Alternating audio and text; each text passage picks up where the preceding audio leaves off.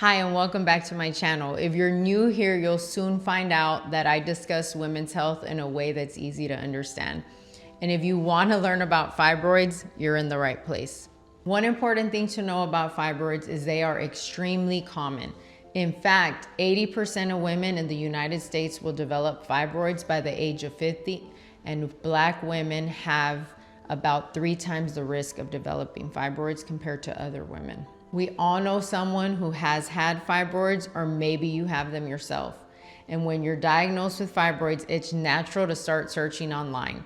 The problem is that you'll find some great information, and you'll also find some information that's simply not true. And if you haven't already, be sure to check out my other fibroid videos, because there's a lot of information on there that may be helpful to you. Today, I want to share 5 fibroid myths that I hear from patients all the time, and I want to tell you a few stories along the way. And stick around for the last myth, because it's the one I hear almost every single day in my office, and I want to debunk it for sure. I'm Dr. Erica Montes, a gynecological surgeon, and I take care of patients with fibroids every day.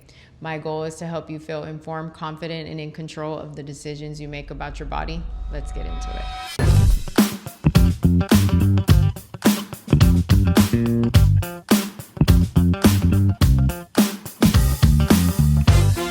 So myth number 1 is one I hear a lot. And here it is. Fibroids always shrink after menopause. About half or more of my patient population in my clinic is in menopause, and I hear this every single day. Now, for most women, fibroids do tend to shrink after menopause because of the drop in estrogen levels, which means fibroids no longer receive the same hormonal support that they need to grow. And of course, when that happens, this can lead to a gradual decrease in size. But in some cases, fibroids that cause heavy bleeding, pressure symptoms, especially during those reproductive years, may not shrink enough to significantly improve your symptoms.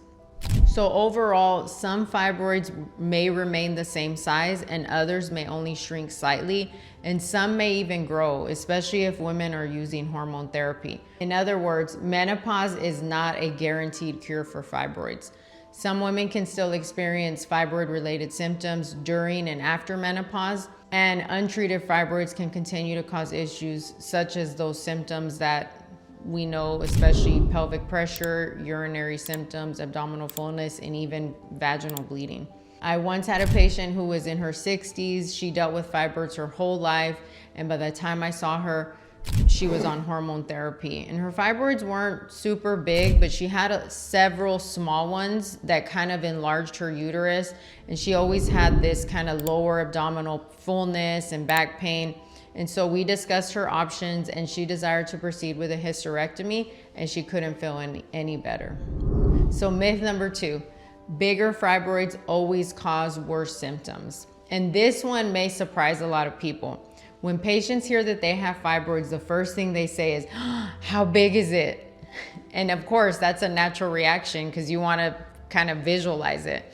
And keep in mind that size matters, but location often matters even more. Someone once said, fibroids are like real estate. Location, location, location. And I've seen very small fibroids located just beneath the lining of the uterus, which is usually called a submucosal fibroid, and they can cause severe bleeding and anemia. And those are the fibroids I hate the most. And at the same time, I've seen larger fibroids growing kind of on the surface or the outside of the uterus, one called like a subserosal fibroid, and patients may not even have any symptoms at all. I distinctly remember one patient who had the size of a fibroid of about a grape, but it was growing in the uterine cavity, and she was having extremely heavy periods, and she was anemic or had low iron, and she actually required a blood transfusion. But on the other hand, I had another patient with a fibroid which was about the size of an apple that was growing more on the outside of the uterus, and she didn't even know it was there until we did some imaging. So as you can see, size doesn't always matter. And if you haven't seen it yet, be sure to check out my fibroid size comparison video where I compare fibroids to different fruits. It's one of the most popular videos on my channel, and I think it really helps to put fibroid size into perspective. Myth number 3, all fibroids cause infertility. And this is absolutely not true. The relationship between fibroids and fertility is much more complicated than that. Depending on their size and location, as I said before, many fibroids don't affect fertility at all sometimes. Fibroids that distort the uterine cavity or grow close to the endometrium are usually the ones that we're most concerned about. I've had patients come into my office terrified that they would never be able to get pregnant because they had just been diagnosed with fibroids. And then after reviewing their imaging, we realized that the fibroids weren't affecting the uterine cavity at all. And again, for many patients, they're able to conceive successfully. And sometimes, depending on the size and location, you may not need treatment before pregnancy. And so while fibroids can affect fertility in some situations, having fibroids, again, doesn't automatically mean you're gonna have difficulty getting pregnant. Sometimes though, depending on the location, it can make it difficult, for example, for a baby to turn. So I actually had to do a C-section on a patient because her fibroid was in the way. And there's also a small chance that fibroids can outgrow their blood supply, or something called fibroid degeneration can happen. And this happens when they grow rapidly during pregnancy, and it can lead to severe pain, sometimes even preterm labor. I've only seen it once in my career. Every mom and baby were fine, but she did have the baby preterm because of this fibroid degeneration. But again, these things are rare. So myth number 4, fibroids are cancerous. And this is one of the biggest fears I hear all the time.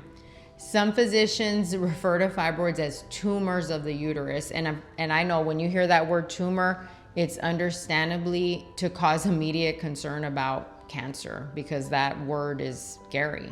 But the good news is that more than 99% of fibroids are actually benign, meaning non-cancerous. Now, there are rare cancers that can occur in the muscle of the uterus called leiomyosarcomas, but again, these are very uncommon. And actually the incidence of a leiomyosarcoma is estimated to be approximately 1 in 100,000 women per year. And one characteristic of these cancers is they grow rapidly, sometimes even increasing or doubling in size in about a month. So if you have any type of mass or growth that you notice that's rapidly growing, definitely need to be checked out. Fibroids, on the other hand, are generally slow growing. They behave very differently, so keep that in mind. I remember I had one patient come to my office in tears because she saw the word tumor on her ultrasound report and she immediately thought she had cancer. It's important to remember that fibroids are tumors in a medical sense of the word, but the overwhelmingly majority, again, are benign. Here's the most important myth, or the most common myth that I hear every day. Myth number 5, hysterectomy is your only treatment option. And obviously this is not true, especially nowadays. Many women come into my office thinking that they only have 2 choices: suffer with symptoms or have a hysterectomy. And unfortunately, that's no longer true.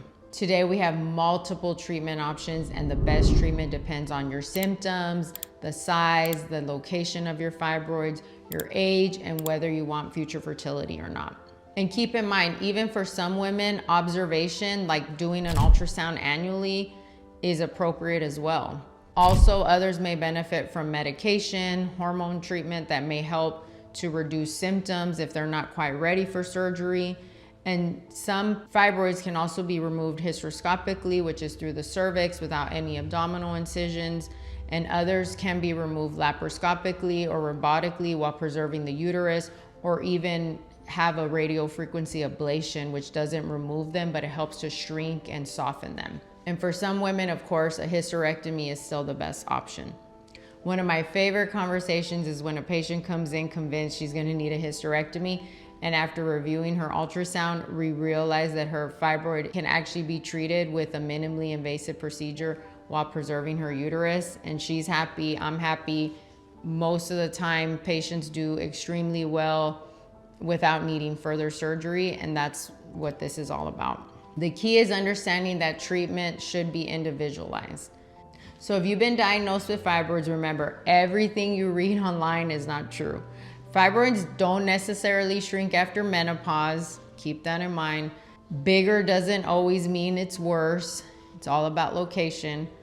Fibroids don't always cause infertility, or the majority of fibroids are not cancer, and a hysterectomy is not your only treatment option.